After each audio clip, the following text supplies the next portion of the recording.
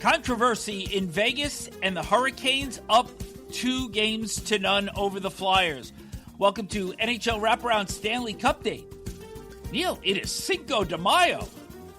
It is Cinco de Mayo, and happy Cinco de Mayo to you, my friend. I think I will go out and have a Corona. Even though they're not sponsoring us, I will have one later. What about a margarita? Maybe one of those too. It'd be a lot better than a Corona. Well, it's only one game tonight, so maybe I can afford to mix drinks this evening. Yeah.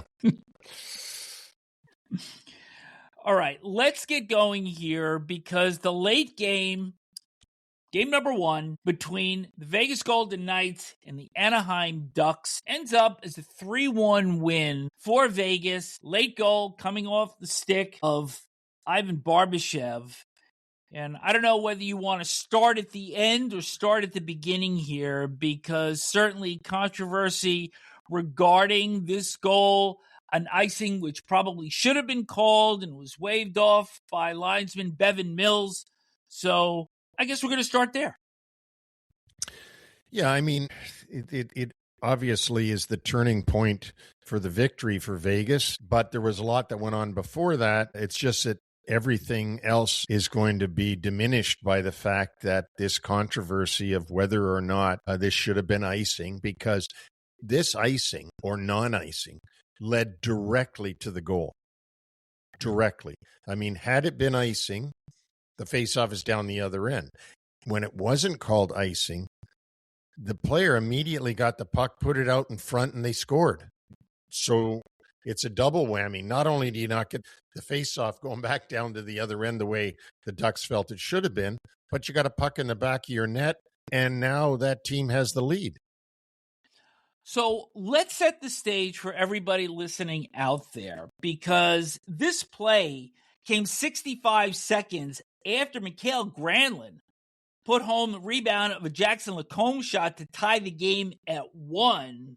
Prior to that, opening goal of the game had been scored by Brett Howden on a great setup from Mitch Marner. But on this particular play, Barbashev is just across his own blue line and sends the puck into the offensive right wing corner.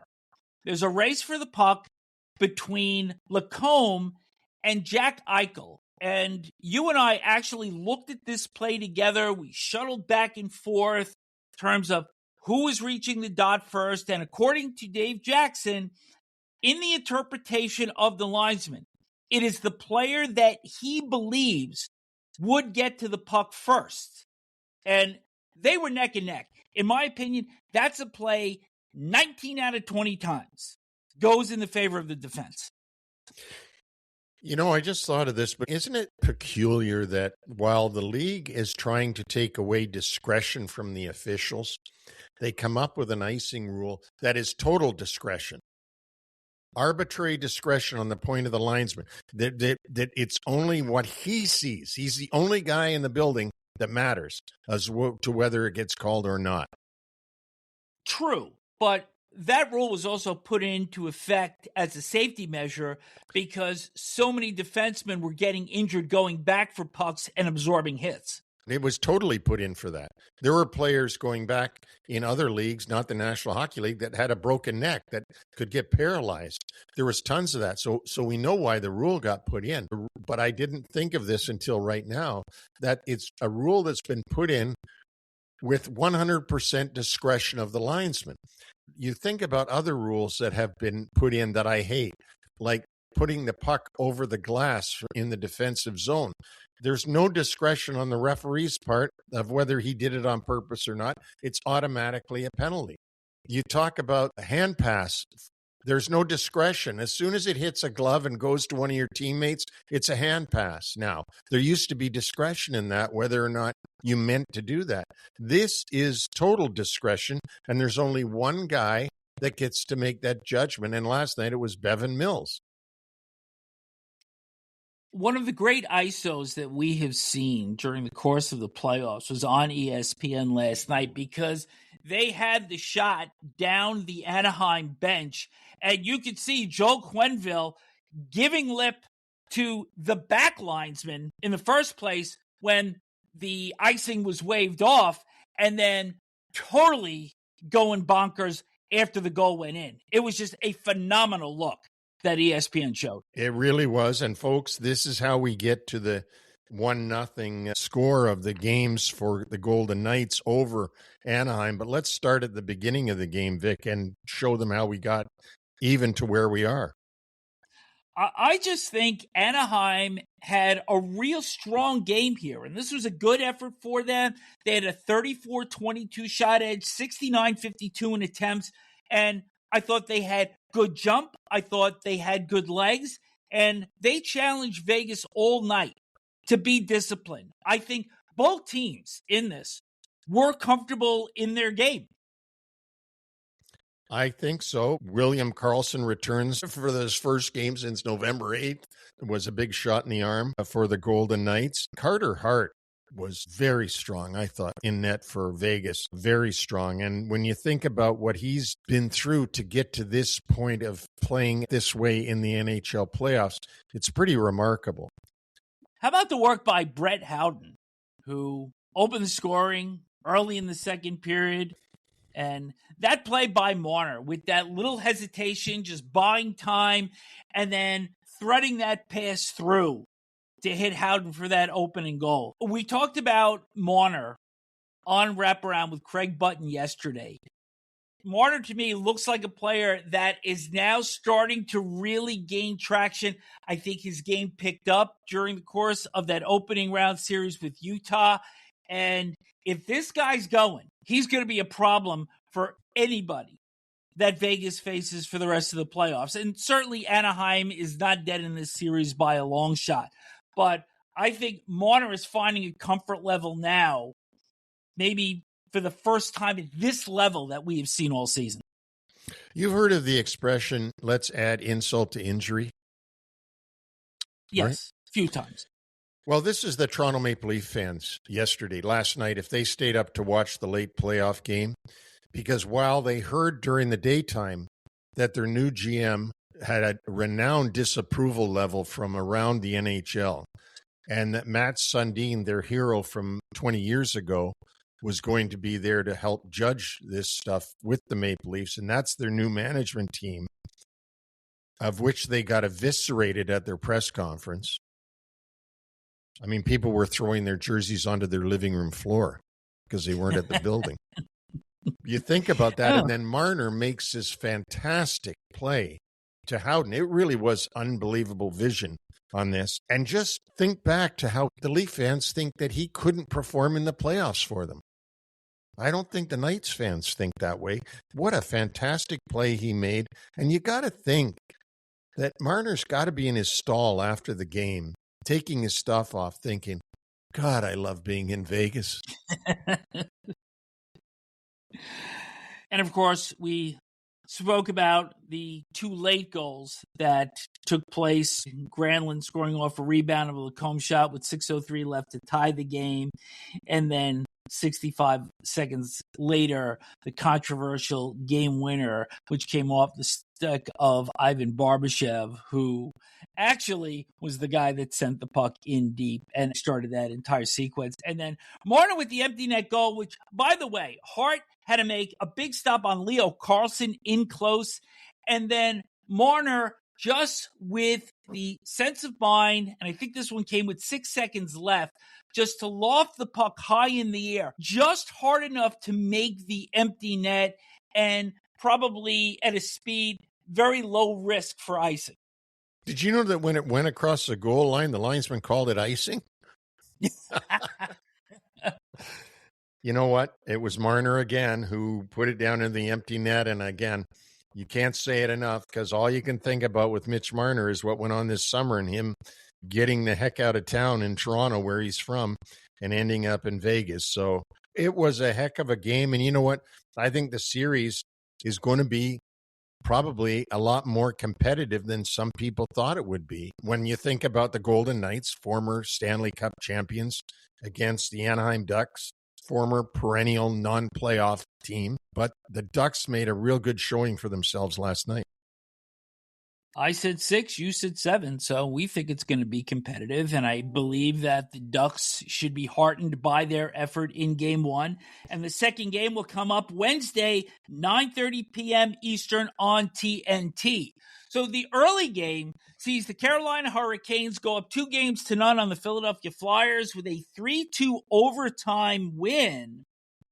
But for the first time since April 7th, the Canes actually had a trail in a hockey game because coming off a delay of game penalty on Sean Walker, it's Jamie Drysdale with a power play goal, which is stunning enough coming from the Flyers.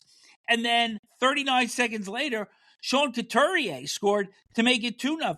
So Hurricanes, first time they're really facing any sort of adversity in these playoffs. Well, it's the first time they've played without the lead from behind. They have held the lead throughout the entire playoffs until last night. And Philadelphia, within that 39 seconds, puts 2 goals in, their first 2 goals of this playoff series. But that was the only time that you really felt like the Flyers were, leading. And they were leading, but the only time you felt that the game was at risk for Carolina, at least that's the way I felt. The rest of regulation, I felt like the Carolina Hurricanes had the game in control. I thought the Flyers were far more responsible in this game, getting on pucks. True that Carolina pushed the pace as we expected they would. Midway through the first period, they get a power play goal on their own. Bad clearing attempt, and it ends up in the net, coming off the stick of Nikolai Ehlers, and then a couple of breakaways that Dan Vladar had to stop on Eric Robinson.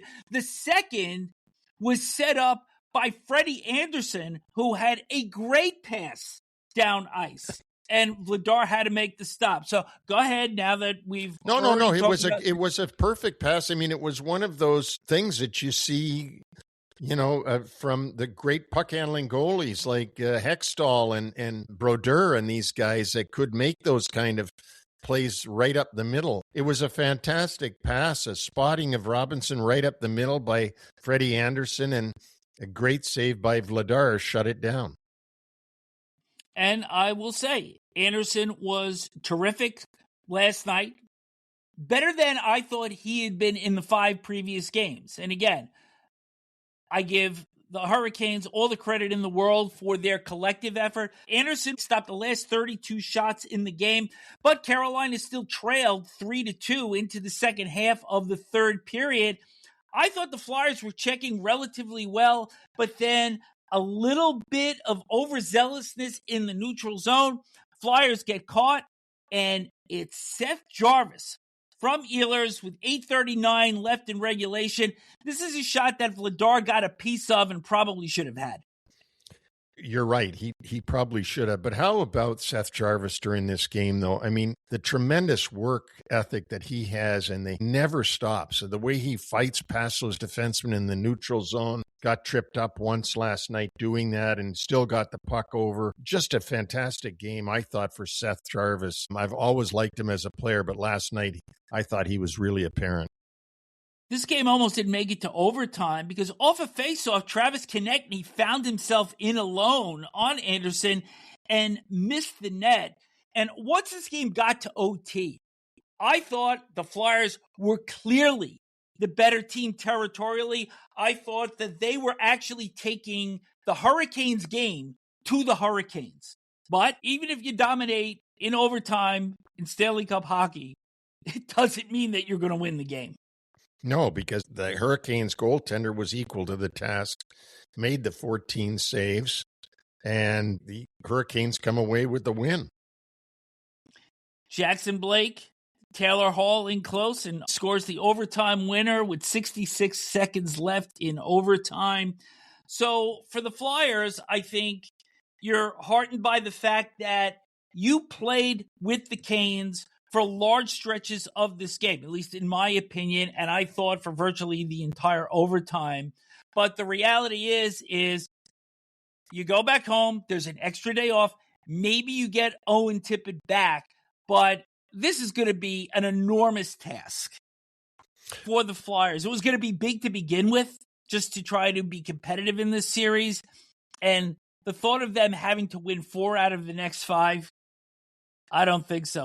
It was Craig Button yesterday, and he said he had gotten a note from Bob Gainey saying how difficult he thinks it's going to be for anybody to beat the Carolina Hurricanes 4 times. No less a Flyers team that's a little bit undermanned without Tippett in their forward position. I think what's really going to be important, and this is how you look at it when you're the Flyers, is first period of Game 3. How is that game going to start? Because if they have a bad first period or they don't get the lead, they could go down 4 straight. It's that simple. So now you cut it into very small segments. It's actually shift after shift. You talk about shift after shift. You don't talk about we're going to win the first period. You talk about win this shift. And you keep going like that. You have to, because you're down 2 games to none. You can't look at the big picture, or else you'll just give up. So you look at it in small pieces, and that's how you get through this. I think the other part for Philly is anytime you see a venue change between games 2 and 3 of a series, there's that juice that comes with it, and the Flyers are going to really have to be careful not to overstep their bounds, take a needless penalty, put Carolina on the power play, and dig themselves a hole early. You're absolutely right. They're going to have to be very careful, and we'll see what Rick Tocchet has up his sleeve. I would be stunned. Well, not stunned. I would be surprised if Owen Tippett doesn't play at home in Philly for Game 3. And the Hurricanes may have Alexander Nikishin back, who took the warm-up but was held out of this game.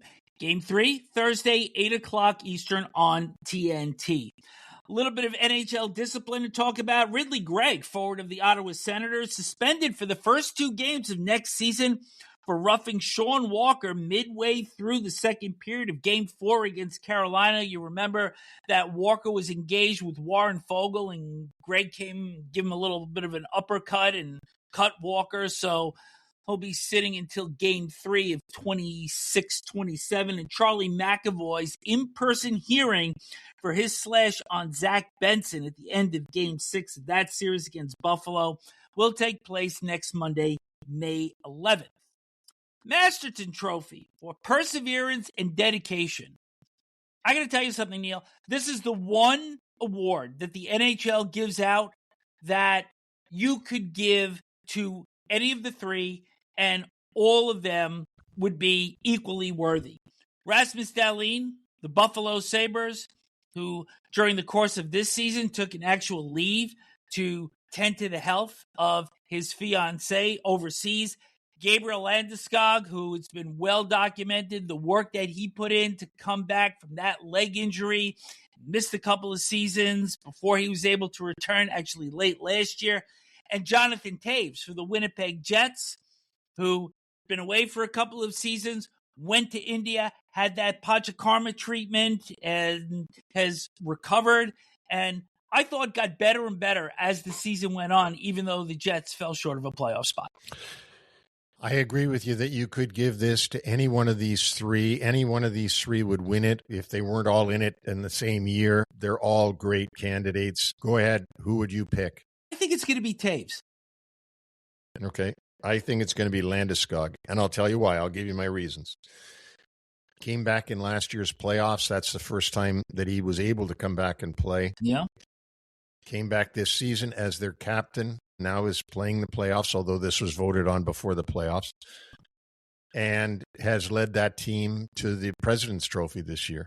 An outstanding season. So that's why I'm saying that. That's my reasons behind that. All 3 completely worthy. The Tuesday schedule. 7 o'clock ESPN, the NHL Draft Lottery, with the Vancouver Canucks having the greatest chance to get that number 1 overall pick. It's expected to be Gavin McKenna out of Penn State. Behind them, second greatest odds, the Chicago Blackhawks, followed by the New York Rangers, Calgary Flames, and Toronto Maple Leafs. But Neil, you're going to elaborate a little bit more on this.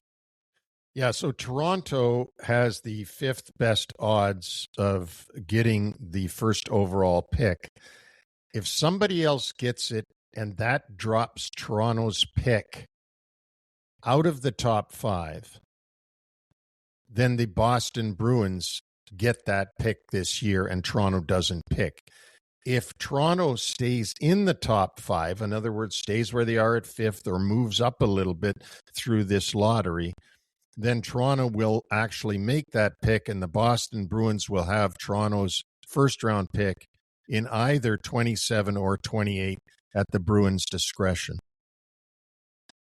Remember last year, the New York Islanders jumped from 10-1 and wound up drafting Matthew Schaefer. That worked out pretty well for them. So teams that are sitting in those 6 through 10 spots have something to hope for. They sure do. And let's go through those 5 teams that are 6 through 10. Number 6 is the Seattle Kraken. Number 7 is the Winnipeg Jets. Number 8 is the Florida Panthers. Number 9 is San Jose. And number 10, where the Islanders were last year, so they can still have some hope, is the Nashville Predators. I find it very odd as I'm saying these teams that last year's President's Trophy winner and last year's Stanley Cup winner have a chance to get the first overall pick this year. Tune in at 7 o'clock for the intrigue. And then right after that, it's game 2 between Minnesota and Colorado on ESPN. The Avs lead 1-0. I think the one thing that we can safely predict for this game, we will not see 15 goals. Well, no, because everybody's arms are too sore from the first game and shooting the puck so much. They'll tighten up. Both teams will tighten up. We will not see a 9-6 final score. For the Wild, both Joel Eriksson Ek and Jonas Brodin are expected not to be able to play, and we'll see what the deal is for Avs defenseman Josh Manson. So you're going to make a pick on this one? Like, I'm really going to be surprised with how you're going to go here. Let's see. Minnesota Wild at Colorado. Well, they are going to be playing at a high altitude. Okay, I'll go Colorado. I think Minnesota has to have this one, but boy, there's a lot of work to be done without the puck. I think they showed that they can skate and they can play with Colorado, but Jesper Wallstedt wasn't very good in the first game, and I would expect to see Philip Gustafsson between the pipes, as we talked about with Craig Button yesterday. Okay, and your pick is? I'm going to take Minnesota. I want a long series. And I also picked them. You didn't say that, so I'm just making sure the folks out there know, because if they want to go put their money down, they know that Vic Morren has said the Minnesota Wild. Yeah, and the best thing that I could tell them is don't hitch their wagon to me. Reach us individually at Neil at NHLWraparound.com or Vic at NHLWraparound.com. We are on all podcast platforms, including Apple Podcasts, Amazon, iHeartRadio, Spotify, and YouTube. So leave a review, or if you are tuning in via YouTube, please subscribe. You can also find us on X, Instagram, TikTok, at RayDATV, and Buzzer. That's BZZR.com. Our website is NHLWraparound.com. And reaching out for potential advertisers. Neil, we have had 5 consecutive months of growth, and even though NHL Wraparound is spoken for and is sponsored by UBS, we have our other franchises and also segments within NHL Wraparound that are open for any advertiser that wants to come on board and join our team. That's right. So jump on board and get your name involved with NHL Wraparound and grow with us. Sounds good. And you can reach us at either of those 2 emails. Spring cleaning comes back on Tuesday. Later in the day, we'll be dropping the LA Kings. And then later this week, we'll also cover the Pittsburgh Penguins and Dallas Stars. On behalf of Neil, I'm Vic. We'll be back with Stanley Cupdate again on Wednesday.